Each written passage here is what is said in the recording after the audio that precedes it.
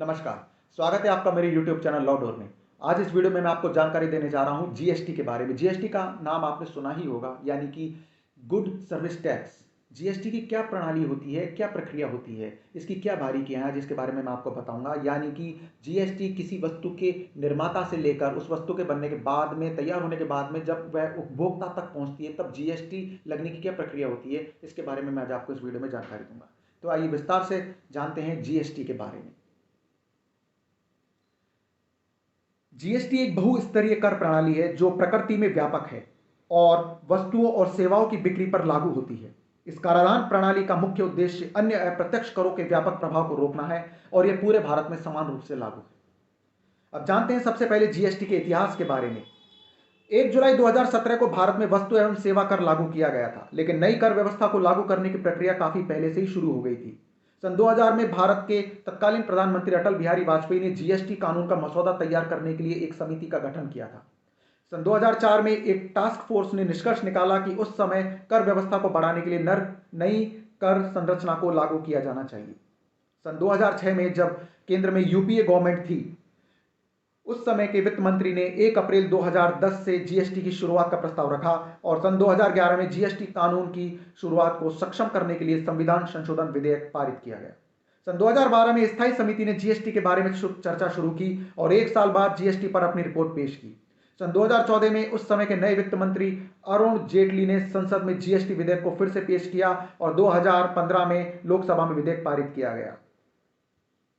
अब जानते हैं कि जीएसटी के लागू होने से पहले कर कानून की क्या व्यवस्था थी। यानी कि जीएसटी के 1 जुलाई 2017 को लागू होने से पहले, जीएसटी के लागू होने से पहले राज्य और केंद्र सरकार में कर किस प्रकार वसूला जाता था, इसके बारे में जानते हैं। केंद्र और राज्य अलग अलग टैक्स वसूला करते थे। राज्य के आधार पर कर व्यवस्थाएं भिन्न भिन्न थीं। भले ही एक व्यक्ति पर आयात कर लगाया गया था, लेकिन बोझ दूसरे व्यक्ति पर लगाया गया था। प्रत्यक्ष कर के मामलों में करदाता को कर का भुगतान करना होता था। जीएसटी लागू होने से पहले भारत में प्रत्यक्ष और अप्रत्यक्ष कर मौजूद थे। अब जानते हैं जीएसटी के प्रकार के बारे में कि जीएसटी कितने प्रकार की है। पहली, central goods and services tax, जिसे कि सीजीएसटी कहते हैं। सीजीएसटी उत्पादों और सेवाओं की इंट्रा स्टेट सप्लाई पर चार्ज किया जाता है। दूसरा, राज्य वस्तु और सेवा कर, जिसे कि एसजीएसटी कहा जाता है। सीजीएसटी की तरह एसजीएसटी एक राज्य के भीतर उत्पादों या सेवाओं की बिक्री पर लगाया जाने वाला कर है। तीसरा, एकीकृत माल और सेवा कर, उत्पादों और सेवाओं के अंतर राज्यीय लेन देन पर आईजीएसटी लगाया जाता है। और चौथा है केंद्र शासित प्रदेश माल और सेवा कर, जिसे कि यूटीजीएसटी भी कहते हैं। यूटीजीएसटी देश के किसी भी केंद्र शासित प्रदेशों में उत्पादों और सेवाओं की आपूर्ति पर लगाया जाता है, जैसे कि अंडमान और निकोबार द्वीप समूह, दमन और दीव, दादरा और नगर हवेली, लक्षद्वीप और चंडीगढ़, ये सभी केंद्र शासित प्रदेशों की गिनती में आते हैं। यूटीजीएसटी सीजीएसटी के साथ लगाया जाता है। अब जानते हैं कि जीएसटी क्या है और यह कैसे काम करता है। जीएसटी का मतलब गुड्स एंड सर्विसेज टैक्स है। यह एक अप्रत्यक्ष कर है जो अन्य अप्रत्यक्ष करों जैसे मूल्यवर्धित कर, सेवा कर, खरीद कर, उत्पाद शुल्क आदि को बदलने के लिए पेश किया गया है। भारत में कुछ वस्तुओं और सेवाओं की आपूर्ति पर जीएसटी लगाया जाता है। यह एक ऐसा टैक्स है जो कि पूरे भारत में समान रूप से लागू है।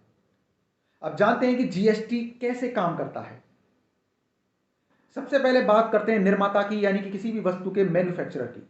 निर्माता को खरीदे गए कच्चे माल और उत्पाद बनाने के लिए जो मूल्य जोड़ा गया है उस पर जीएसटी का भुगतान करना होता है। इसके बाद में आता है सर्विस प्रोवाइडर। यहां सर्विस प्रोवाइडर को प्रोडक्ट के लिए भुगतान की गई राशि और उसमें जोड़ी गई वैल्यू पर जीएसटी देना होता है। हालांकि निर्माता द्वारा भुगतान किए गए कर को उस समग्र जीएसटी यानी कि टोटल जीएसटी से कम किया जा सकता है जिसका भुगतान किया जाना चाहिए। इसके बाद आता है खुदरा विक्रेता। खुदरा विक्रेता को उस उत्पाद पर जीएसटी का भुगतान करना होता है जो वितरक से यानी कि डिस्ट्रीब्यूटर से खरीदा गया है, और साथ ही जो मार्जिन जोड़ा गया है।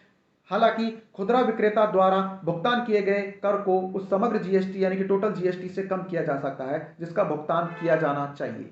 और इसके बाद अंत में आता है उपभोक्ता यानी कि कंज्यूमर। कंज्यूमर को खरीदे गए उत्पाद पर जीएसटी का भुगतान करना होता है। अब हम जानते हैं कि जीएसटी के लिए कौन पात्र हैं। जीएसटी के लिए कौन सी संस्थाएं और व्यक्तियों को माल और सेवा कर के लिए पंजीकरण कराना होगा, वो संस्थाएं निम्न हैं। E commerce aggregator, e commerce aggregators के माध्यम से आपूर्ति करने वाले व्यक्ति, वे व्यक्ति जो रिवर्स चेंज मैकेनिज्म के अनुसार कर का भुगतान करते हैं, इनपुट सेवा वितरकों और आपूर्तिकर्ताओं के एजेंट, अनिवासी व्यक्ति जो कर का भुगतान करते हैं, ऐसे व्यवसाय जिनका टर्नओवर सीमा से अधिक है। अब हम जानते हैं जीएसटी के पंजीकरण के बारे में कि जीएसटी का पंजीकरण कैसे करवाया जाता है। कोई भी कंपनी जो जीएसटी के तहत पात्र है, उसे भारत सरकार द्वारा बनाए गए जीएसटी पोर्टल में अपना पंजीकरण कराना होगा। पंजीकृत संस्थाओं को एक विशिष्ट पंजीकरण संख्या मिलेगी जिसे जीएसटीआईएन कहा जाता है। सभी सेवा प्रदाताओं, खरीदारों और विक्रेताओं के लिए पंजीकरण करना अनिवार्य है। एक व्यवसाय जो एक वित्तीय वर्ष में कुल 20 लाख रुपए या उससे अधिक की आय करता है, उसे जीएसटी पंजीकरण करने की आवश्यकता होगी। इसे संसाधित करने में 2 से 6 कार्य दिवस लगते हैं। अब हम जानते हैं कि जीएसटी की दरें क्या निर्धारित की गई हैं। जीएसटी परिषद ने यानी कि काउंसिल ने विभिन्न वस्तुओं और सेवाओं के लिए जीएसटी दरें निर्धारित की हैं, जबकि कुछ उत्पादों को बिना किसी जीएसटी के खरीदा जा सकता है। वहीं कुछ ऐसे भी हैं जो 5% जीएसटी, 12% जीएसटी, 18% जीएसटी और 28% जीएसटी पर आते हैं। जुलाई 2017 में नई कर व्यवस्था लागू होने के बाद से वस्तुओं और सेवाओं के लिए जीएसटी दरों में कुछ समय के लिए बदलाव किया गया है। तो यह थी मुख्य जानकारी जीएसटी के बारे में। अपने अगले वीडियो में मैं आपको जानकारी दूंगा कि क्या अब किराएदारों को भी किराए पर जीएसटी देनी होगी। तो यह जानकारी आपको कैसी लगी मुझे कमेंट बॉक्स में लिखकर जरूर बताइए, तथा साथ ही इसे आप आगे शेयर भी करें जिससे कि किसी जरूरतमंद के काम भी आ सके। तो मिलते हैं कोई नई कानून जानकारी के साथ अपने अगले वीडियो में। नमस्कार।